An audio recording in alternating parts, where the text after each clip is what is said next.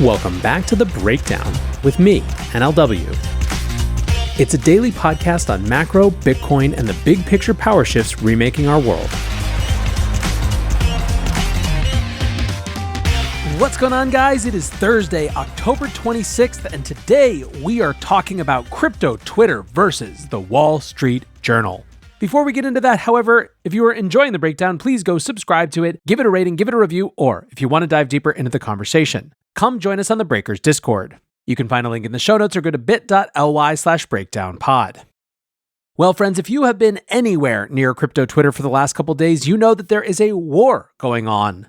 It is a proxy battle of our ongoing war with the Elizabeth Warren faction and Operation Choke Point 2.0 that is specifically focused now on the Wall Street Journal. Now, the leader of our faction in this battle has been Nick Carter. Yesterday on October 25th, Nick did a quick recap of the situation, which we'll use to start before we broaden things out. Nick writes, so just to recap, Wall Street journalists Angus Berwick and Ian Talley write a flurry of articles citing Elliptic data claiming that PIJ, a Hamas affiliate, raised $93 million in crypto, and cites BitOK claiming Hamas raised $41 million. Senator Warren uses this article to claim Hamas raised over $130 million in crypto. This article is her sole citation in her letter. The entire letter depends on the Wall Street Journal article. Over 100 members of Congress signed the letter, which asks for the Biden administration to further crack down on crypto. Chainalysis comes out with an article disputing the WSJ claims, saying that instead of $82 million of terror financing, the real figure is around $450K. It's unclear which wallets they are referring to. Either way, it looks like the Wall Street Journal analysis is vastly overstated. WSJ refuses to follow up or retract, instead writing more articles relying on their claims.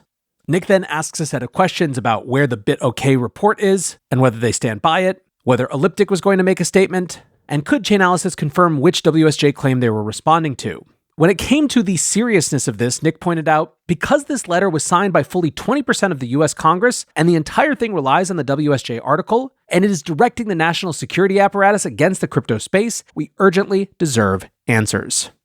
At the end of the day, if the WSJ analysis is correct, I want to know that. If it's false, it's a gigantic scandal, and we absolutely deserve to know that. Bitcoin is money for enemies, and yes, bad people will use it. We also have tools to interdict that and limit its use in illicit finance. We just deserve to know the truth, and none of the WSJ, Elliptic, nor BitOK are helping us find it out right now. For the sake of the entire industry, Elliptic needs to do the right thing and either defend the WSJ or refute them.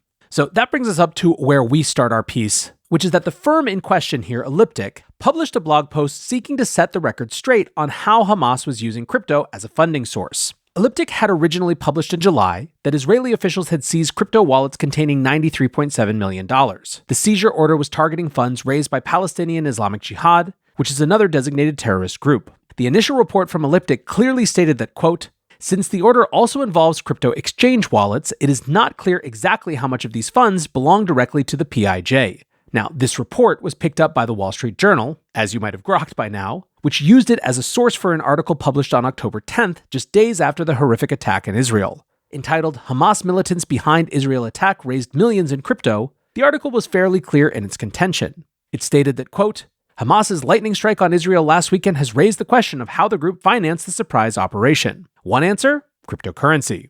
Now, of course, as you also heard and as you've no doubt already seen, that article was used as the basis for a letter from Senator Elizabeth Warren and over 100 of her congressional colleagues. The letter was sent to the White House and the Treasury demanding action on crypto's use in terrorism financing. The following day, however, Chainalysis published a blog post questioning the numbers contained in the original Elliptic report, and in particular, the way that they had been interpreted by the Wall Street Journal and Warren. Chainalysis noted that when Elliptic quoted the $93 million number, they were including funds held in an exchange wallet. According to blockchain forensics performed by Chainalysis, they found that only $450,000 of that larger sum was tied to wallets identified as belonging to terrorist organizations. The rest of that $93 million was presumed to be funds owned by innocent users of the exchange due to a lack of contrary information. Then from there, we waited.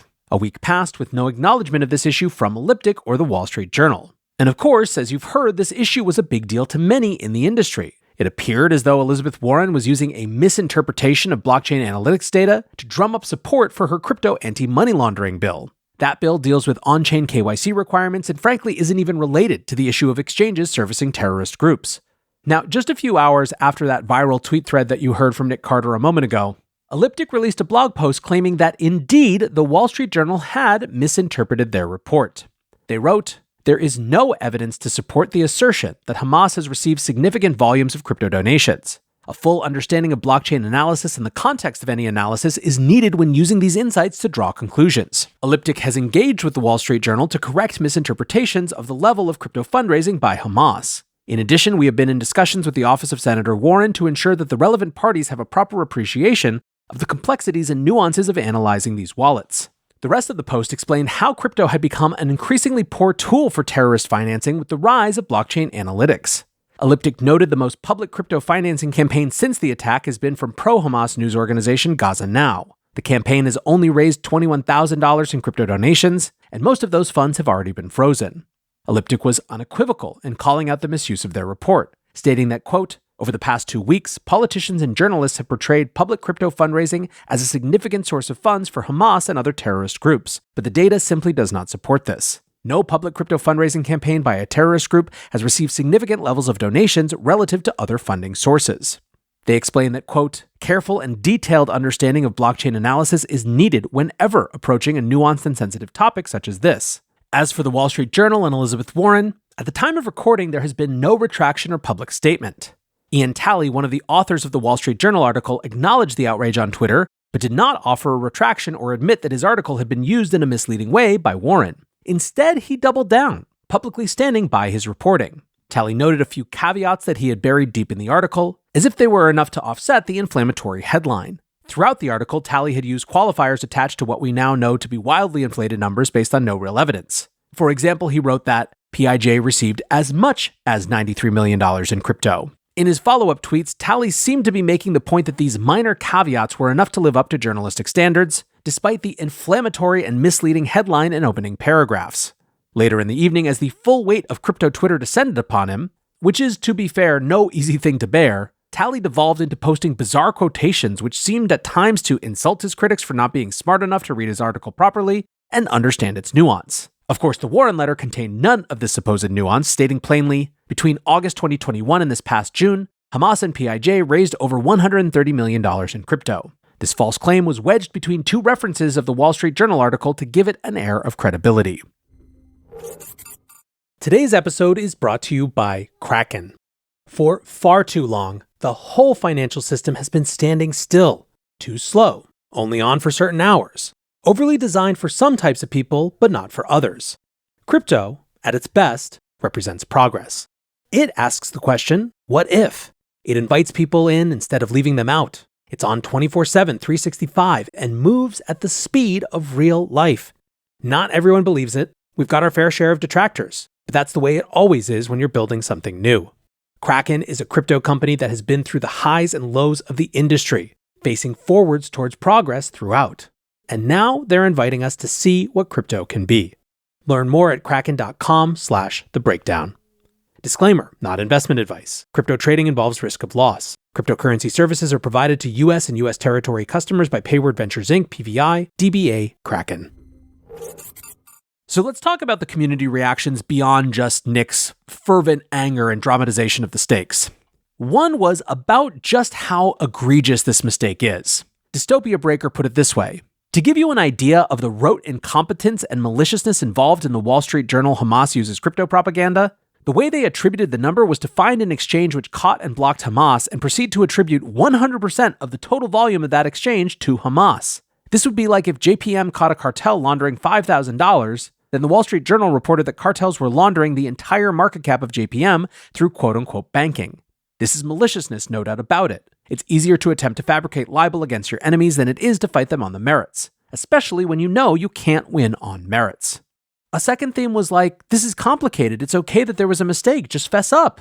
Ryan Selkis from Masari wrote, this is why citizen journalists on X are more valuable than corporate media. The Wall Street Journal interpretation of data was wrong, honest mistake. The error was spotted publicly. Nature is healing. The journalist takes the error personally and prefers to deflect versus fix. Broken. Investor Mike Dudas, who was also the founder of The Block, wrote, journalists who publish false information then double down with more false information and insanely wrong assumptions after being told why their reporting is provably wrong are not journalists at all. The conversation pulled in bigger names too. Brian Armstrong, the CEO of Coinbase, wrote, This is crazy. An inaccurate WSJ article citing evidence from Elliptic caused 20% of Congress to sign a letter. Elliptic has now refuted the evidence in the WSJ article. WSJ, will you issue a retraction or a correction? And once again, Nick came back and reminded us of just how important this issue is. He wrote, "Make no mistake, journalists and senators lying about crypto financing terrorism and pinning the blame on us is an existential threat. If they win that information war, there is no limit to government aggression. This is a battle we need to win, and the truth is on our side. This is the number one most important issue in the crypto space right now. We need to hold fake news peddlers and lying senators to account. There is no other way." Validating that, Blockchain Association CEO Kristen Smith begged, practically, writing, "Members of Congress, please read this blog post before considering any action in response to the incorrect WSJ article on crypto and Hamas." So there are two really big issues here. One is just the state of media discourse. It really comes through in Ian Talley's defense of the article that he thinks he did nothing wrong, implying that he followed what he views or what the WSJ views as normal journalistic practices. Again, that as much as 93 million, as though that makes up for an incredibly incendiary headline and the dramatic implications of the first paragraph, which said crypto funding is the reason that Hamas was able to carry out these attacks. Again, his defense for misleading the reader, and by extension Congress, in the opening paragraphs is that he hid caveats later in the article, and then attacked CT for being too stupid to read the entire thing carefully. Now, it is true that when you read this piece, what it seems like it's going to say at the beginning, based on that incendiary title and first paragraph, isn't exactly what it's saying by the end. But that's problematic all on its own, and shows just how warped towards clicks even extremely formally reputable sources like the Wall Street Journal have come. Now, of course, the second dimension of this is the impact on crypto specifically, and I think Nick summed that up perfectly, so I don't necessarily need to go into it. Point being that this is a big deal. It's not some small thing. It's not just the latest crusade that we're using because we're bored of a bear market. It's a big one, and I'm glad that the pressure remains on.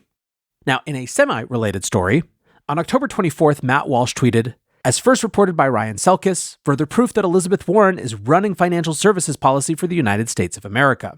Operation Chokepoint 2.0 just got a new team member." So what he was referring to is that earlier this week, President Joe Biden selected Senator Elizabeth Warren's chief of staff, John Donenberg, as the next deputy director of the National Economic Council. The NEC is the major advisory body to the White House on matters of U.S. and global economic policy.